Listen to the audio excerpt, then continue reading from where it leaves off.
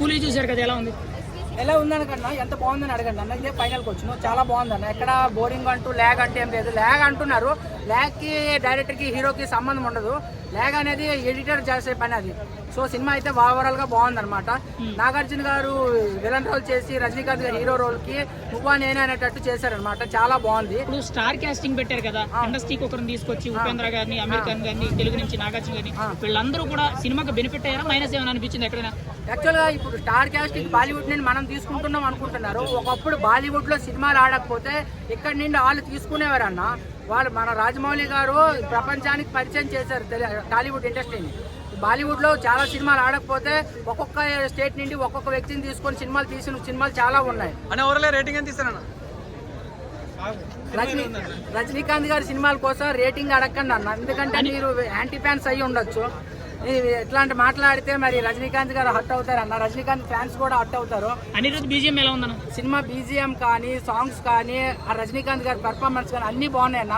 నాకైతే కొన్ని సీన్స్ లో భాష 2 చూసినట్టు అనిపించింది అన్న. మళ్ళీ అలాంటి సినిమా తీస్తారేమో రజనీకాంత్ గారు.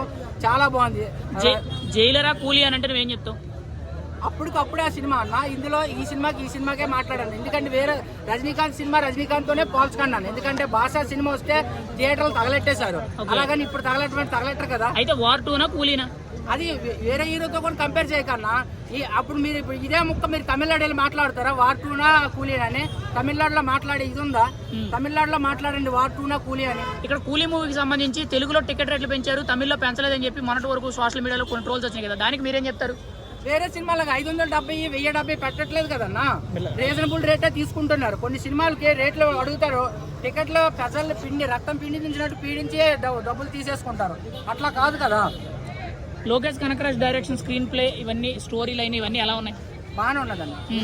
ఇంతమంది స్టార్స్ పెట్టి హ్యాండిల్ చేయాలంటే మాటలు కాదన్న.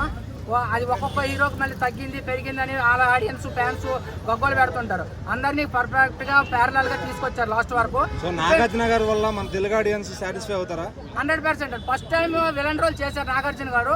ఆయన్ని ఫస్ట్ టైం కాబట్టి 100% నాగార్జున ఫ్యాన్స్ 100% యాక్సెప్ట్ చేస్తారు. సైమాన్ అనే క్యారెక్టర్ తో నెగిటివ్ రోల్ చేశారు కదా, ఎలా అనిపించింది ఫస్ట్ టైం అలా ఎంత నెగిటివ్ రోల్ చేయడం అనేది నాగార్జున గారు?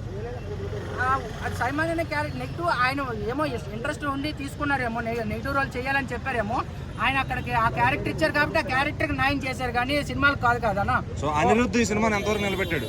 100% నిలబెట్టాడు అన్న. చాలా వేరే ఇప్పుడు వచ్చి ఎట్లా అంటే అట్లా వెళ్ళిపోయి సినిమాలతో పోల్చుకుంటే సినిమా బాగానే ఉందండి. ఒక మాటలో కూలీ గురించి ఏం చెప్తాను?